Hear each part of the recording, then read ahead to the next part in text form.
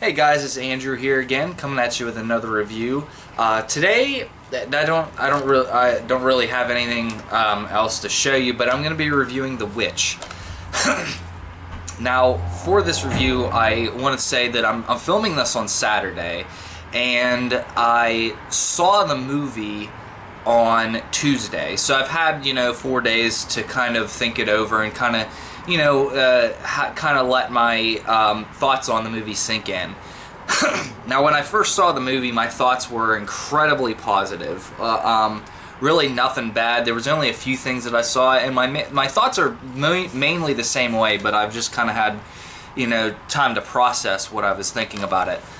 So kind of what The Witch is basically about, if you've seen the trailers and everything, it's about this Puritan family. Now at the beginning of the movie, you find out that they're being kicked out of the community for something that the father has done. You don't really find out what that is, but yeah, they're kicked out. They move to a farm nearby, about a day's ride away. You find out later that they set up this farm.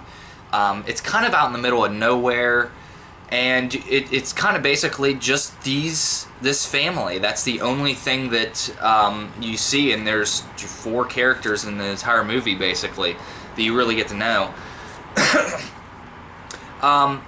So that's kind of the premise of the movie. It's kind of like you see that they like things just start to go wrong at about like 20 to 30 minutes into the movie, and things just keep going downhill. If you've seen the trailers, you know that obviously the baby gets taken and stuff, so I don't think that's really much of a spoiler. I won't give away any spoilers, but this that's not a spoiler because if you've seen the trailer. But yeah, the thing about this movie, and before I kind of give my thoughts on the movie itself, is to know what kind of a horror movie this is. This is very psychological. This is a very it's an independent movie, so this isn't for mainstream audiences, and you see that all of my horrors, like my friends on all the horror sites and everything, they continuously bash this movie because they say it's so slow. And granted, if you're used to mainstream movies and you only like mainstream movies, you're gonna hate this movie. But the past 3 years, we've had movies like this. In 2014, we had The Babadook, and in 2015, we had It Follows. These were both movies that are basically along the same way. These are independent films. These are basically their directorial debuts, or first hits, I think, at least first like feature-length films. And this and this is the same way. And like The Witch, these 2 movies were really well respected by critics, and it is also they deal with like deeper issues than just your normal horror movie would.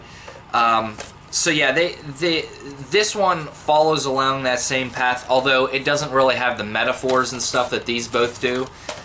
You still get the kind of same, like, it's really well written, really well directed, just like these movies.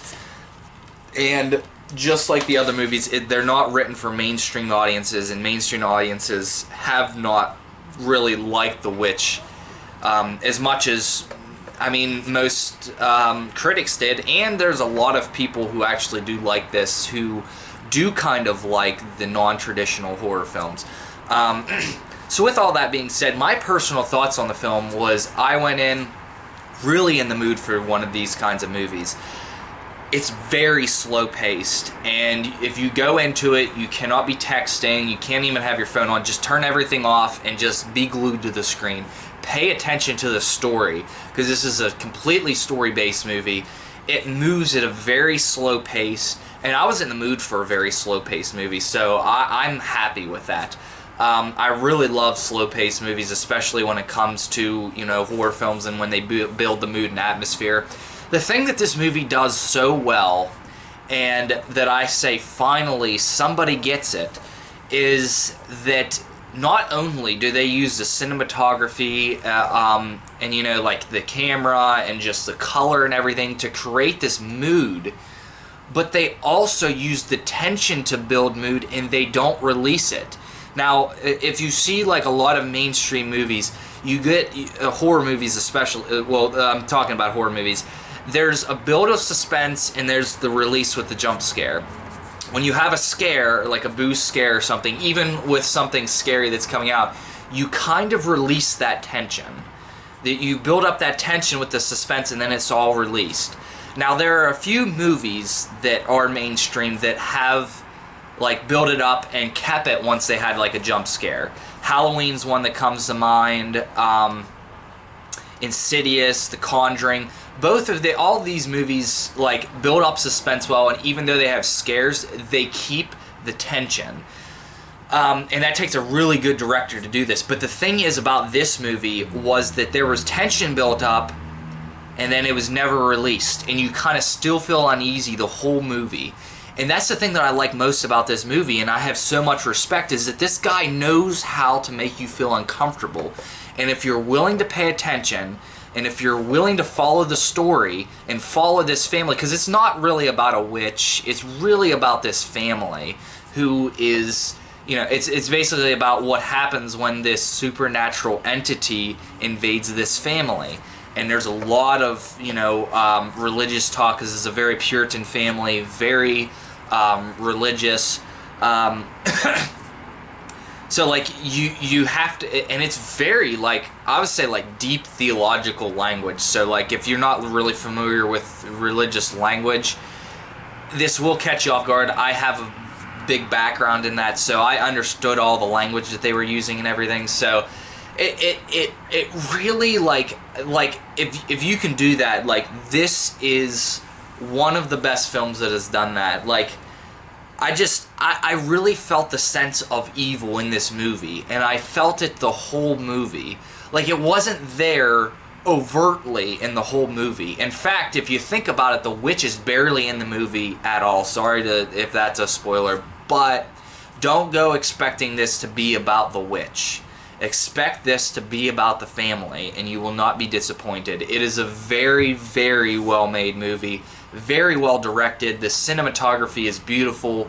They really catch this mood. The color in this movie is really dull and gray, which, again, it will bore you after a while if you want vibrant colors and stuff in a film.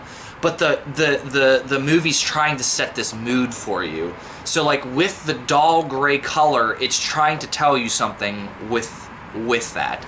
And I know that because I'm taking editing and I'm taking, cinematography classes, so I know with this, kind of this thing, it was purposely done, although at least I hope. And it worked really well for me. Like, everything that this is one that you have to pay attention to the details. If you do that, you will love this movie. It's going to be really hard to top this movie. The Conjuring 2 might be the only movie, maybe even The Purge election year, but those are probably the two movies that I could say maybe could overtake this. But, like, this is one of the best films. Like, again, don't go expecting a mainstream horror movie. This is an independent horror film. It's not made for your typical horror fan, so definitely go and know what your expectations should be, and hopefully you will love this as much as I do. I would give this an 8 to an 8.5 out of 10. It was one of the best films I've seen in a while, probably since It Follows a year ago. So, yeah, thanks for listening here. Hopefully you go enjoy it. I really recommend that you go see it if it's available in a theater near you. Yeah, it's really well done. So yeah, that's my review for it. That's my thoughts. Let me know what you think. If you've seen it, let me know what you think down below. Comments. I really appreciate all the comments and everything. So yeah, thanks guys. Hopefully you have a good night. I'll see you again soon.